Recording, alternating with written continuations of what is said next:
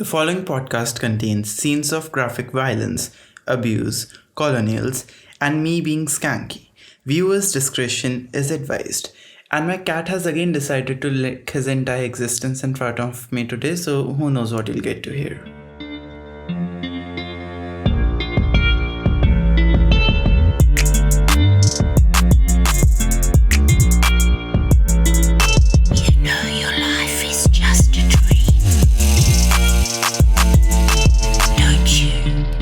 Hello there, welcome to the 11th episode of In the Memory of the Goldfish podcast. It's hosted by me, Koi, the 11-souled half-celestial, here to make your life a little bit more than just orthodox.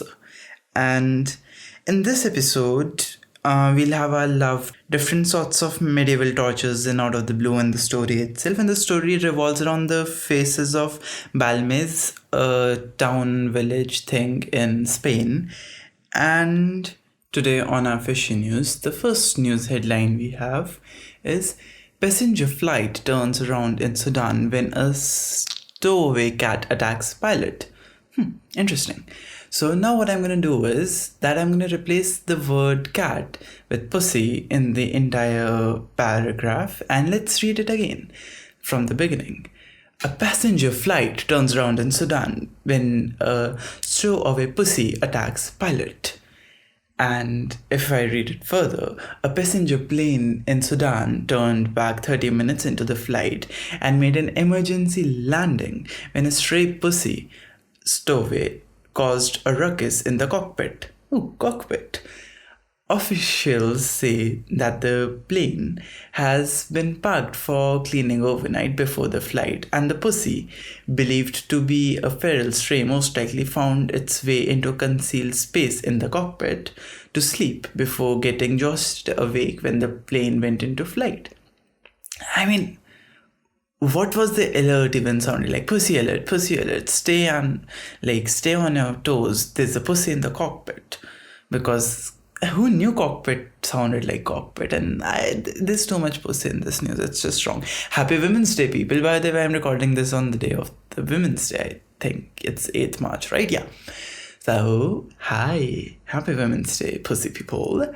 But, if you take this seriously, also there's a fly in my room for no good reason, and it's buzzing around, and I want to kill it every time I see it.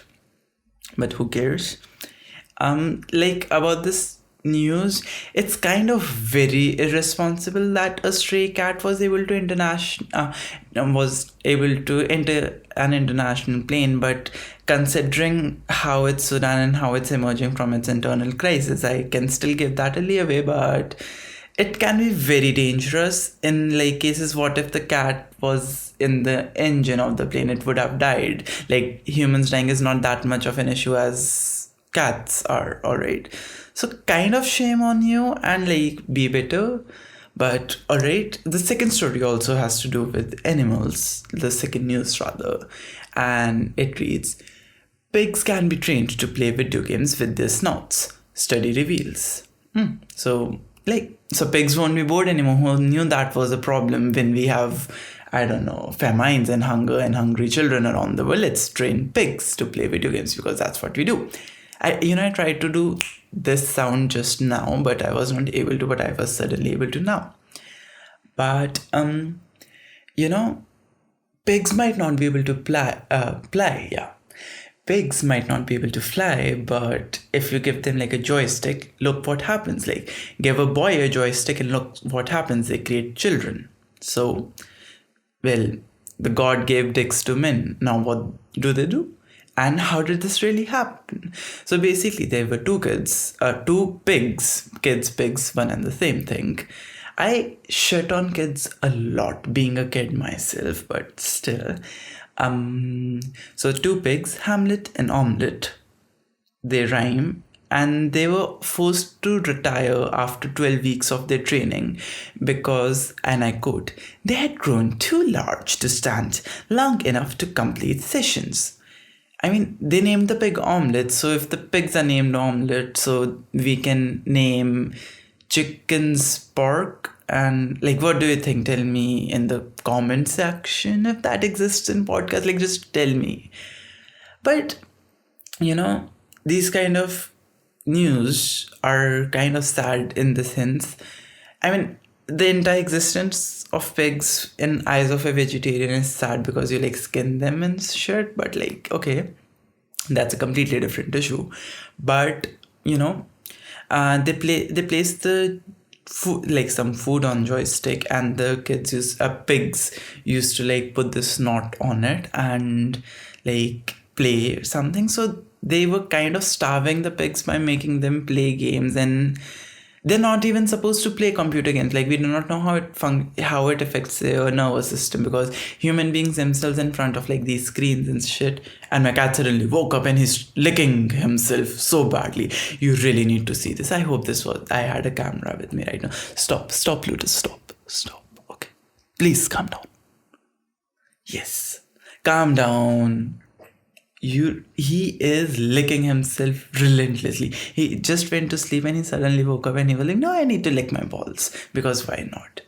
But back to the pigs who play games. It's kind of like how elephants like juggle in circuses, and like it does not make the elephant smart or intelligent. You are just training them, you're not educating them. There's no evolution as such happening, according to me. But I mean, that's basically the education system. We have pigs and kids in there, but what else? We are living in a screwed society. Who cares? Oh, talking about screwed societies, let's go to medieval tortures device. Let's go to the Out of the Blue, which basically stars medieval torture devices that you've touched. Not, and it does not include dildos or your own dick, so don't worry about that.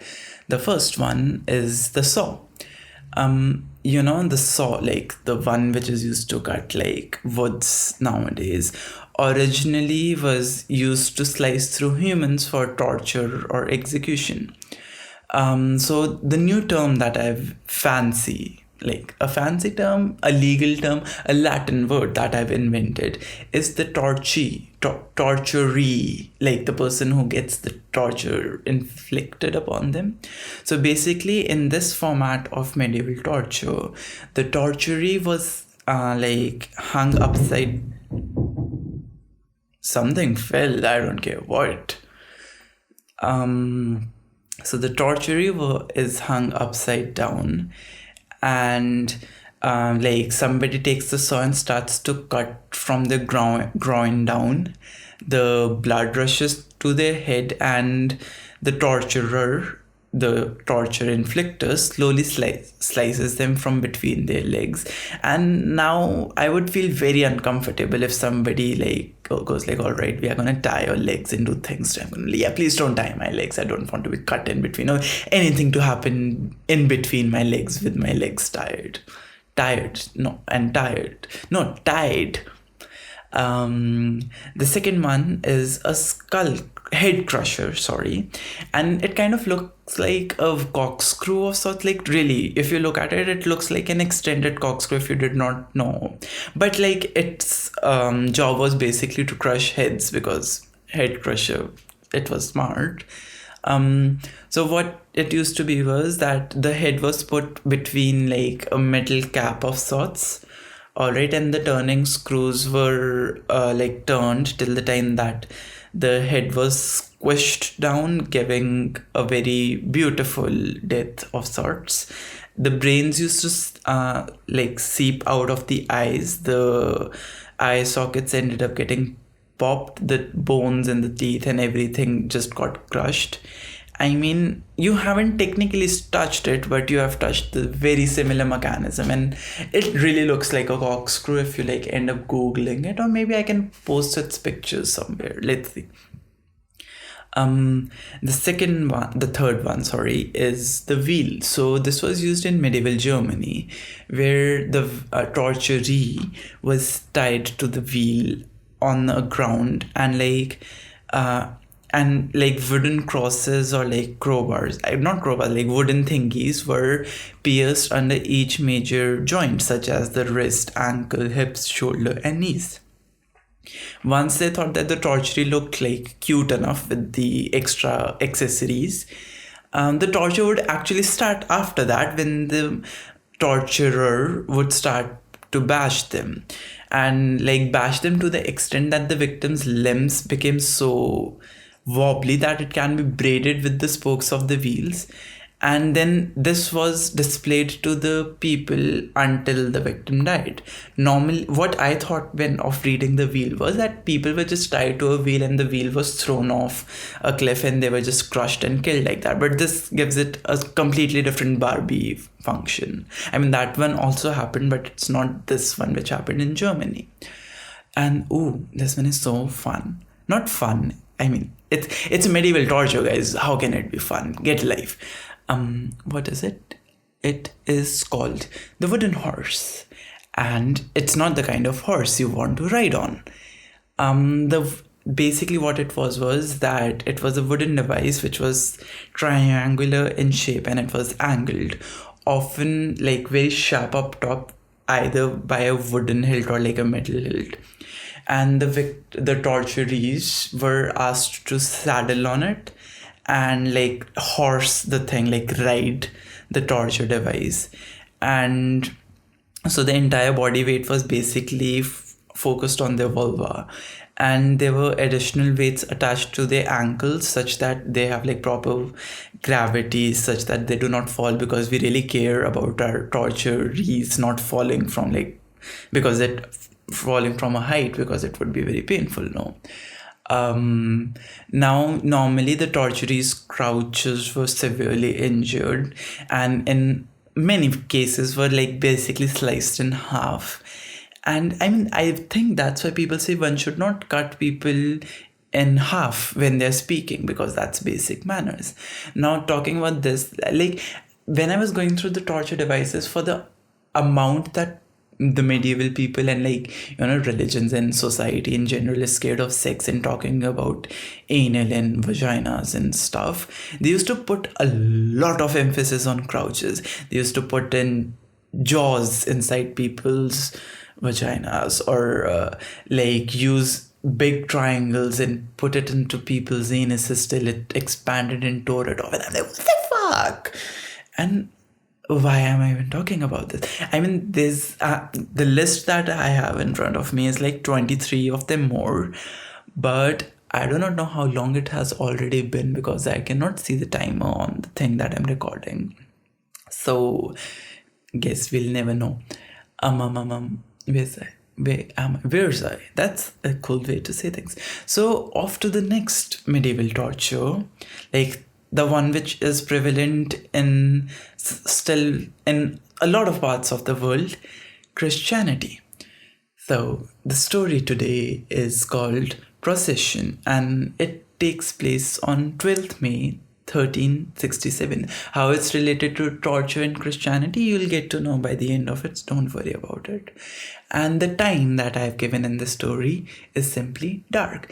I mean, when I was writing it, I was like, I searched when was the clocks invented. It said 1490 something. So I was like, all right, so they didn't know what was the time before that, so dark. But apparently the place, the geographical thingy I've talked about in the specific story, they actually did invent clocks much before, because they were a scientifically advanced community of people, smart people in general. But I did not know that, and I did not really feel like changing the time. So the time for the purpose of this for this story is dark. Now I start. Sitting on the floor on the long coarse mat has been something that I have dreaded for as long as I remember.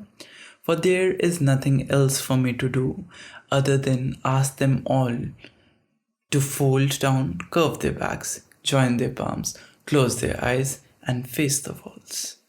Close your eyes, for the blood flows. I love the start of the story. Close your eyes, for the blood flows. I like that. I'm so smart. I write so well. They are all whimpering quietly, but they could not really say no to me. I was counting their heads, but one was missing. Who is it?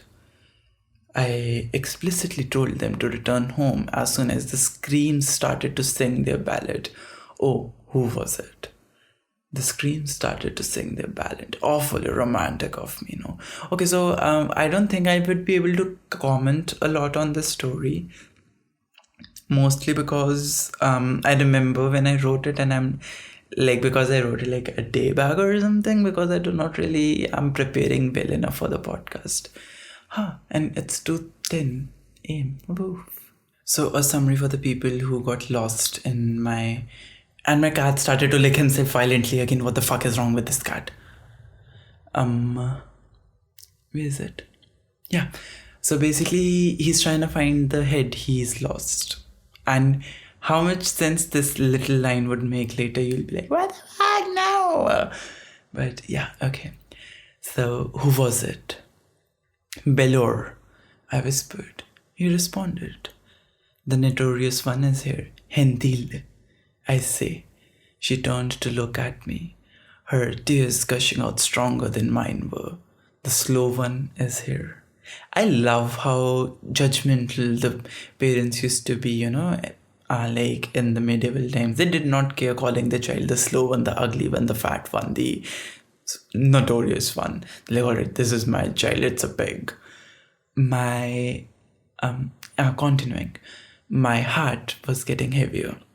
I wasn't sure if it was my voice that was cracking, or it was getting muted over by the neighs of the horses and screams of the neighbors. The crackling fire, as it ate the wood and dirt of the houses, made me wonder how hell is like was how is how this is hell how this sounds like. I have no idea what I've written, but basically what he's wondering is this how hell sounds like, I think. I whispered, Druda, Bonita, Fabib, Hiskia. Each word was followed with a moment of sorts. There should be 7. Why do I see 6? Abba, the littlest says, rubbing his stomach. In that moment, I realized, I am the 7th. I am the one who was lost. They are all here. I put my hand on his shoulder. I can smell the smoke coming in.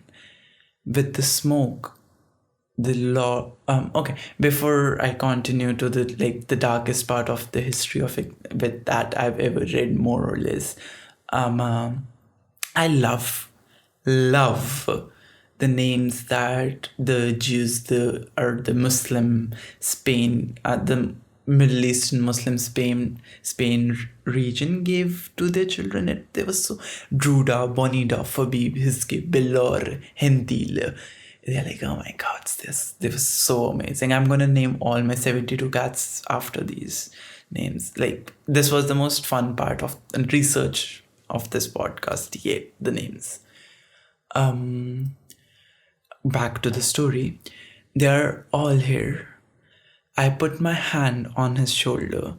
I can smell the smoke coming in. With the smoke, the loud horseman came. And he started to shout his song.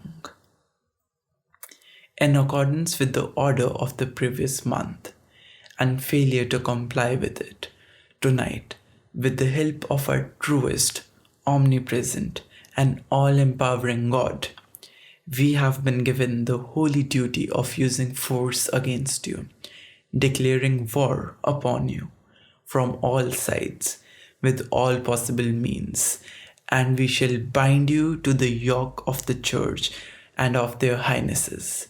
We shall enslave your persons, wives, and sons, sell you or dispose you, as the king sees fit. We shall seize your possessions and harm you as much as we can as disobedient and resisting vassals. And we declare you guilty of resulting deaths and injuries, exempting their highnesses of such guilt, as well as ourselves and the gentlemen who accompany us.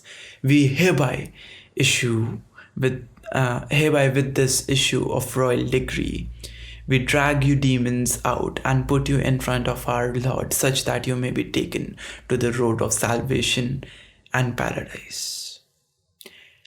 I'm not sure if I should comment on this idiotic thing that I found. And trust me, when I was researching, most of this is basically sort of verbatim translated from a Spanish document, which was actually sent to people who did not speak Spanish or Latin or English at all. And they were given a letter which they like shouted, which was very much similar to this, and they were killed because they did not comply to it. You stupid fuckers, they do not understand your language. And what the fuck is this? We declare you guilty of your own murder so we can kill you. Wow. Okay, yeah, so this happened, and continuing with the story now. With this, the loud banging started.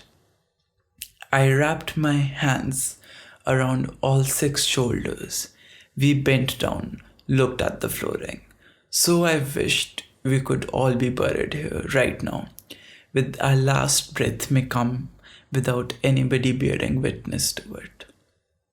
A brick fell on our house, on the roof of the house. It made a gaping hole into the weave of the roof, into the tapestry of existences. This was a line that I even tweeted when I wrote the story, like to give, I don't know, Easter egg to you people. But you guys do not follow me on Twitter. It's Koi on air. Follow me and I'll give you Easter eggs. And I love this line. I'm so talented. I'm trying to like go away a little bit from the story because it's boiling my blood beyond anything. But yeah. We could see the skies above, just a little. How the orange was mixing in with the violet of a pleasant peasant sky.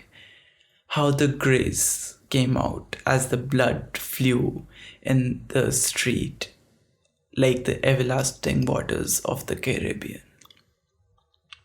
With the first thud on our door, my arms receded back into me. I shriveled down like the raisins I sell. The children, like mercury, fell into one another. I went to hide behind the bed. They hid in the space in between. I told them that would be safer. Oh, how I told them lies. A few more louder bangs on the door. The middle holding it together fell down. Their silver armor, their crimson blades, crimson capes. How can they? How can they? One of them jumped in, started to laugh. Druda started to wail. Oh, Druda, you silly girl. I wanted to hit her for making the noise, but what good will that do? The ones who didn't have a voice, they can only wail. A silent end would be so wrong for that chatty butterfly. Okay, alright. The one who was laughing hooted. 3 others came in. As they came in, I bent down further, collided into myself even more. I pressed my palms together even tighter. Help save me, God. They grabbed Ruda by her hair. She started to scream and wail even more violently. She looked at my direction and squealed, Abba, as tears streamed down her face. The man who was holding her threw her towards the door. The new men, one by one, slammed their blades on her neck and kicked her visage away. The laughing man now was grunting with his comrades. They were randomly slashing their swords at the children. The wall and the grid.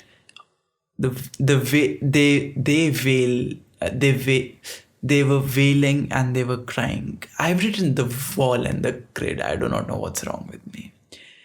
Oh, how they squealed. Oh, how their flesh makes noises like grapes make when we squish them to make wine. Oh, how their blood flows like the wine.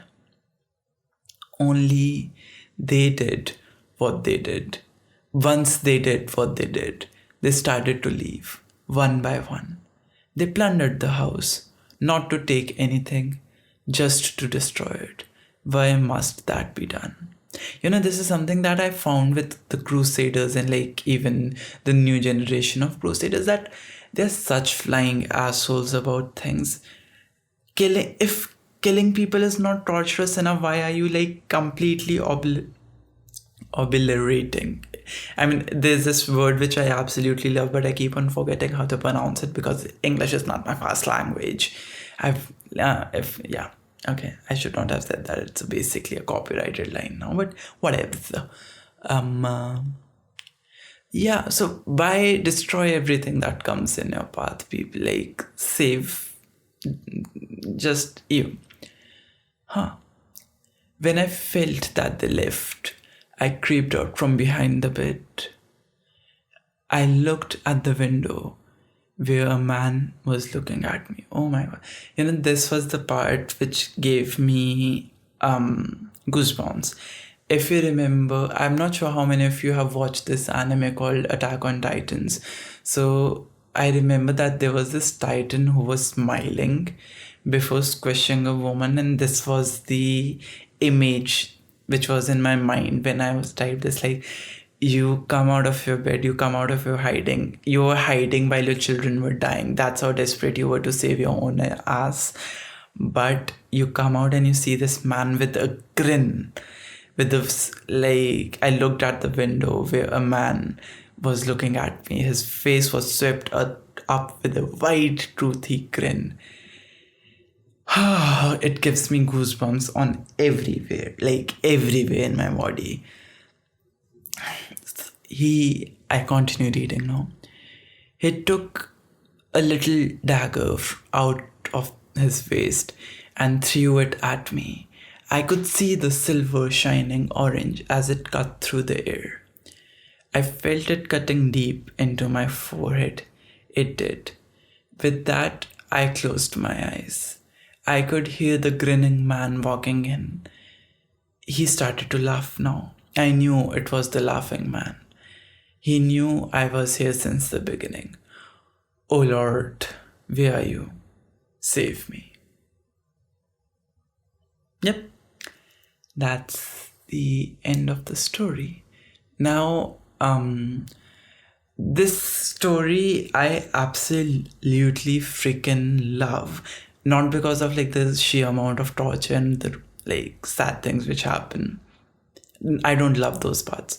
But it's that normally what I've seen in all crusading stories, that they want to portray people as heroes. But where's the suffering? Where's the, that willing to survive no matter what? I've not personally seen that in anything that I've ever read.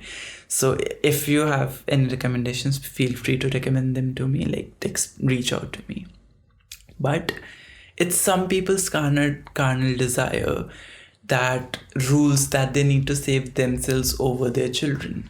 So this was perhaps my own method to normalize people being scared and wanting to save themselves, being selfish a little when it comes to putting themselves first, even if it's in front of their children. So here it goes, my attempt to normalize something which people would not really like. So this story, I've tried to talk about the Reconquista that happened in Spain in the in 13th, 14th century, in the earlier centuries, 700 years back, and where basically the Christian Spaniards decided to shit on the Muslims that lived in the Muslim Spain of the time, also known as Iberia, and I forgot, I wrote the name but I kept on forgetting it. But you know why this story ended up being where it is? We are gonna jump to about 500 to 600 years in advance from the story to 1971 August, where in Belméz de la Moraleda in España, María Gómez Camara claimed that she noticed a weird stain on her concrete kitchen floor. which over a week or so started to form into a proper humanoid figure, like a face. It had whiskers and like eyes and distinct features, alright? Maria, who was the wife to Juan Pereira, mother to this guy whose name I do not remember. Wait, it is Miguel. Mother to Miguel. I mean, you really do not need to know these names, but I just want to boast how well I can pronounce them in my consideration of their proper accents and not like the American way. Like I did not say Maria Gomez Camera, or whatever. Maria Gomez Camara. Yeah. Respect their names and the accent, people. It's fun. And it's sexy. Spanish is sexy. So yeah. So these people, they found a face appearing on the concrete floor on their kitchen. And Maria did not give two fucks about this, because Maria was like, it's a face of God, a human, or a fart, I don't care. She started to scrub it to remove it because it was a nuisance. Pero nada. It did not go away. The face on the floor was almost as it is, and it was getting only darker as the days proceeded, as she claimed. So what they did, what all normal people do, they picked up a pickaxe and destroyed what was bothering them. So the husband and the child and Maria basically destroyed the floor and laid out a new concrete floor. But in about 2 weeks' time, the face came back. I mean, imagine it. It's kind of a wretched peeping Tom on your floor who's always looking at your groin from the underside. You cannot wear a skirt without panties on, and you cannot really walk naked because there's a fucking face on the floor of your body which like appears. And how big a violation of privacy it is. Like, you know, when we talk about ancestors and how can they look at you always, like, can they look at me when I'm showering and I'm wanking and shit? Because that would like make things very weird and complicated for everybody. But yeah, like privacy face. So basically when this came back, she decided to tell her neighbors. And since Belméz was a very small community, the news spread like wildfire. So much so that when they were, I believe, about to break the floor again, the mayor of the town, he came in and he was like, do not destroy the face. Rather cut that concrete slab out and put it in glass and take it for research and such. Alright. La Pala or La Bala, like that was the face called initially, I do not remember. It basically translated to the bald one. Some people even believed that it was an angel, and some people decided to call it Santa de la Belméz, that is like the saint of Belméz, and like gave it the whole religious angle. Alright, but so people started to flock in at their house a lot. Alright, so these people, they decided to like take their little thing out, the little face out, and take it for research. And they even dug far below the house. What they found was very interesting. I'm not going to tell you what, I'm going to give you a hint. So basically all hauntings and paranormals are basically a true crime story which happened like 200 years back. Okay, and this is just that. And so yeah, and it also relates to the story in a lot of manners. So basically the shit got even weirder when many faces started to pop in. Like now this is from where my story was inspired, because there were some faces in which they were like a lot of children who were just, you know, like jammed packed into one and another like mercury. Then there were women, then there were naked random people, and yeah, like it was just some people were very resembled to other people, such as relatives of Maria and their people. And some of the faces did not resemble anybody as such. Now the skeptics, as usual, were being bitches. I mean, it's fine. I'm not a skeptic as such. I believe in everything, because who are you to question somebody's beliefs? But alright. So they decided to test out the theories that the faces were painted and there was no visible brush stroke on them, so it was like ruled out. Then scientists had many experience, but they could not really recreate the faces on concrete how they were created initially. Then it was in 1972 that an actual article was published about the Belméz faces, and the newspaper which published the article, it increased its viewership by 80% when they talked about Belméz. So it was a huge deal. Okay, now so this this guy called Professor de Argamosa. I have no idea how to pronounce that properly. I should have looked that up, but who cares? I do. People care. Okay, sorry. So this professor, he traveled from Madrid to Belméz after hearing about the case, and he came with more evidence stating that there's a very high possibility that there was a burial ground right under the property, as it was near a old church. All right. Now remember when they dug the thingy earlier with the mayor, they dug long enough, and when they were banging the soil, they found something hard. That's what they said, and this was basically so forced. So when they were finally able to hit something hard, it was kind of like a boner. Sorry, it was bones. Like on a serious note though, it was bones of 7 people. And now I'm not very sure about what is to come next, but it was almost in all of them, but some of them really did. Some said like 5, some said all. So basically they found skeletons which did not have skulls or which did not have heads on them, just the bodies buried under the property. Okay. And so in my head, I would say this is why the faces keep on appearing, because the bodies do not have faces because they were cut off by these idiots. Okay. Medieval torture devices, Christianity and others, among others. So now historically speaking, the lakes, I used to think Spain was a very nice. It is a nice country, but they've killed far too many people for anybody's liking in very weird manners. So now there was a governor who allegedly killed a family of 5 there, like according to some historical documents. Then the civil war happened where the liberals were killed by this specific method of decapitation, explaining why there weren't any skulls and on the bodies found.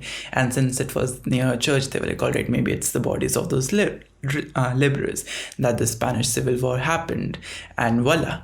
But actually when they dated the bones, it suggested that the bodies were actually 700 years old. And I have no reason, I do not know why I'm getting goosebumps through my thighs, and it's traveling to my head. There's nothing weird, but okay, 700-year-old skeletons, and I'm like shivering. Now this is where the story comes in. Now, a little history lesson about the Reconquista is basically the time when the Spanish Christian monarchy did mass genocide and basically killed people in the name of Christ in conversions. The story revolves around this, and one of such things which is basically inspired from. So, from the documents that I've been able to read, overall consensus by the historians is the Muslim Spain was almost utopian. Those people were smart as freak, and it was at a time when the entirety of Europe had 600 books, and I think out of those 600, 599.5 were Bibles, badly written. But let's just not judge people on that. Calm yourself, Koi. So these talking about 600 books, how I go on to say that I have 11 souls. So my actual name, which you guys do not know, has 11 letters in it.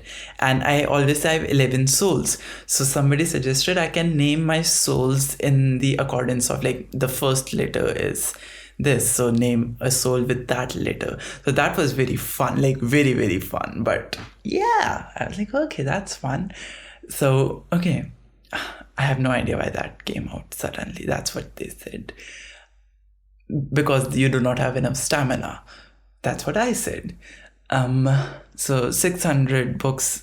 Okay, so this was at a time when the entirety of the European continent most probably had like six. I was not able to find the article, but this was a very fun start. That they had like 600 books in the biggest library, and the Muslim Spain was producing as many as 6,000 books monthly, which were written by the people. All right. These guys, they talked about the science, the planets. They created a watch with candles. They had globes. They had a lot of things. But the Spaniard monarchy and the Rome called them pagan, godless, and backward. Because why not? They thought that there was a guy who, I mean, okay, I'm not gonna call cheap shots here. So they basically thought that these amazing people who cared about world peace and science were backwards, godless. So these little maggots, invertebrates, decided to kill them all and steal their information, to be very honest.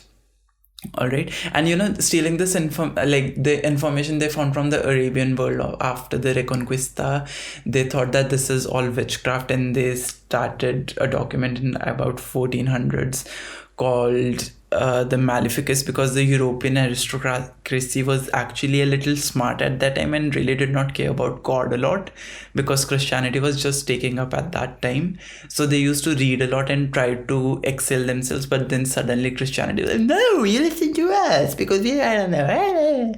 So bloody fuckers. I mean, this is a lot of history. I tried to make it concise, but it would take 7 hours for me to explain every little dynamic of it. So it was in late 1400s, I believe 1492, that they were able to win over the Muslim Spain and make it the Christian Spain as we know of it, right, as of now. And then Columbus appeared, or some other guy appeared, and he was like, okay, let's now go and colonize the world. And remember the letter that I talked about, that you are liable for your deaths, and the king is shitty and you are shitty, we are shitty. So that thing, he brought about that trend and basically killed millions, billions of people throughout the centuries, still killing them. So that's basically the history lesson behind it, the true crime aspect. Now back to our beautiful haunted house. Now the professor, he also recorded EVPs, and they said, I was not able to find any audios, fair warning, but it was in the article, so why not? I'm gonna tell it about you. So they basically heard a lot of spirits. They described the sounds being a mixture of hell and a brothel. Interesting how God-fearing Christian people know anything about brothels. Then they heard voices of children, they speaking. And it is also fair to note that a lot of people believed that Maria caused the faces to appear because she was a psychic, and the photographs, the pictures which appeared on the floor were a type of psychokinetic method called thoughtography, which is a term that claimed by Ted Steros, who believed that one could imprint images directly onto photographic films or anything which can have an image through the power of the mind. This would make a lot of sense as we go, but yeah, and this, it's also fair to note why it makes a little sense that Maria could have been herself a sensitive person, a medium in her own way, because there were skeletons and remains found in neighbors' houses all around, because as I said, they killed a lot of people for no good reason, and So, but there was no real hauntings or like apparitions of faces there other than Maria's house. And the professor, even he thought like, let's change the location of the kitchen, all right. And when they did, they sealed off the old one, they built a new kitchen, and there was new faces appeared there within 2 weeks, all right. And then there were times when they locked the doors to the kitchen and nobody was literally allowed to enter there for 4 to 5 days, and faces appeared and changed, all right. And like, to be honest, as it went, it became more and more ridiculous according to me as well. Like, faces of random TV anchors popped up, the then monarch of Spain, the sovereign of Spain.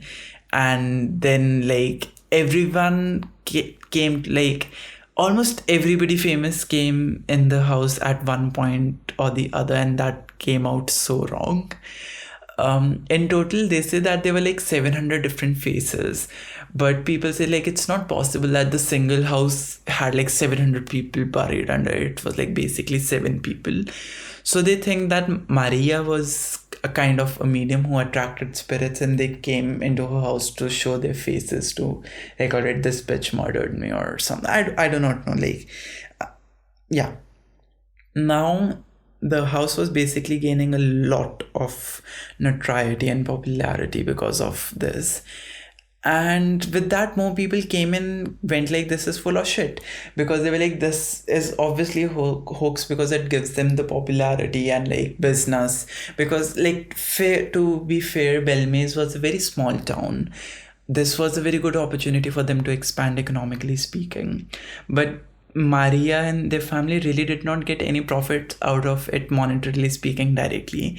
They did charge to click pictures of the faces, but I mean, it would have amounted to something. I'm not very sure. I'm not going to point fingers because I'm a nice person. All right.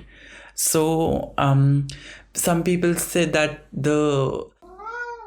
Hi, Plutus. Did you hear him meow? I hope you guys did. Where am I?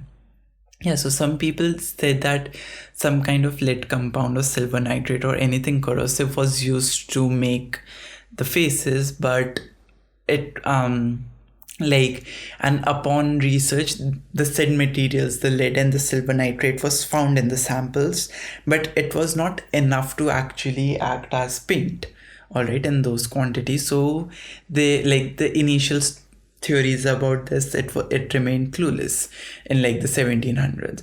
Now then, a lot of people went like, already they must have used oil to, you know, like emphasize it. But then when there were nobody inside going inside the kitchens, the faces still appeared. All right. And then the psychologist, they went like, all right, this is the pareidolia, pareidolia effect, which basically means the tendency of human beings of incorrect perception of stimulus, of objects, patterns, meanings known to the observer. Like, this was the dictionary definition. What they are basically trying to say is that when we look at the sky, we see like clouds, and those clouds have specific shapes and stuff, all right. So they don't really resemble anything, such as the smiley faces that we make, the emoticons. They are not human faces, but they resemble it. We decide that they resemble it. So in that way, but this thing is also very subjective, and these faces were like really loud and clear, but then they were like angles, photography and stuff. But like, you know, you can deny existence of everything. You can deny that I exist if you want to. Okay.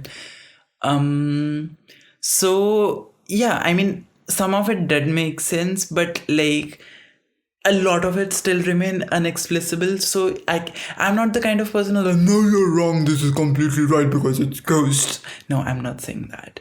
I'm just saying that you don't have to point fingers. If you have a theory, it's just that it's a theory. If you cannot prove it, step back.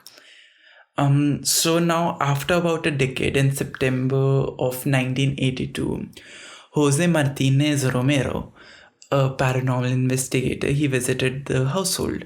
Now, Romero was the very first person who claimed and like documented the appearances and disappearances of the faces on their own. All right. And then he came back after 7 years. I do not know why they're taking such long breaks, but he came back after 7 years with a fellow investigator called Andrew Mackenzie.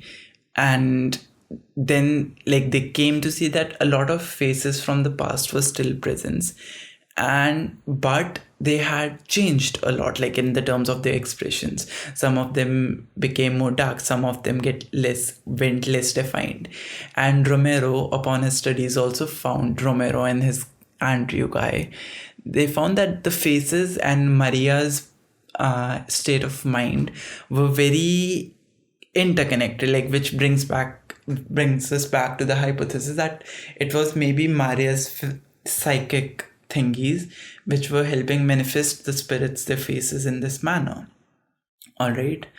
And so they concluded kind of that when Maria dies, the images would disappear permanently, and that we will know if it's a hoax or not. But he would be mistaken, as you would know in the future.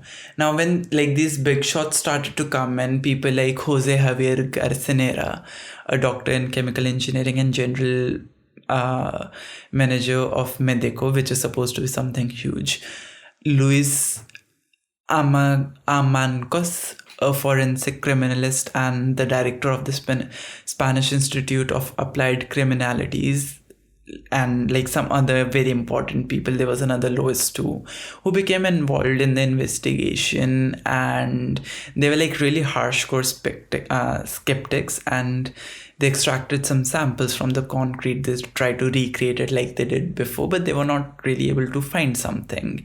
And in their report, they ruled out that the images, and I quote, weren't made with paint. And according to the scientific knowledge and techniques employed in the analysis, there is no external manipulation or elements. All right. Now the twist comes a lot of theories that this is how it could have been done already, the brush strokes, but nobody can really prove anything as such as yet. Now, it was in 2004 that Maria died. Now, the faces started to reappear in her childhood home of all places. So people were like, what? That's a little weird. Why are they appearing in a childhood home now? And not her actual house? Then people like emotional connection, and maybe her ghost has decided to live there forever. But yeah, and so Maria is acting like a medium even now after her death of sorts. Now, about 95% of the articles I read, they started with the biggest scam in the history of paranormal. Now, I read that and it used to get to my head, because all that I went through, they were theories, all right? Nobody proved anything. Theories amount to nada. But there were a lot of people who went the child, the Miguel guy, the child of Maria, he was a weird, bratty man-child person, and he was the one who painted things. But whatever it is, it's still not proven, and it does not merit anything in my eyes. And I'd like to believe that there are faces which can pop from the floor and then start to look at my groin, because at least somebody is. Kind of comforting. So that's it for the episode, and now I want to remind you that you can send me your paranormal stories. And I finally did a paranormal story after, I believe, the fourth and fifth episode. After that, this is the first paranormal story, and I think I'm gonna do alternative from now on. This was amazing. This was fun. I liked researching about this, and history lessons. So send me your true life paranormal experiences or something that you've seen, known, anything, at koi@mademyfx.com, which also happens to be my email address. You can reach out to me on Routers. Just send me a notification. Let's see what they're saying. Okay, so it's something important and I really did not understand it. So no impromptu fishy news happening at the moment. Sad. So the podcast is hosted by Koi on air, co-produced with Nifix. The music is by Lil Addy, who is an amazing person, as I tell you guys all the time. You can reach out to me on Instagram at the rate Koi on air and Twitter Koi on air. And my YouTube is also Koi on air. I make episode art for each and every podcast, but it's not there on Apple Podcasts, I believe, for what good reason. So follow me on Instagram to see that art too. And yeah, that's about it. Bye-bye, alligators. And my cat's sleeping and he's no longer violently licking his body, so I'm so glad. Okay, bye.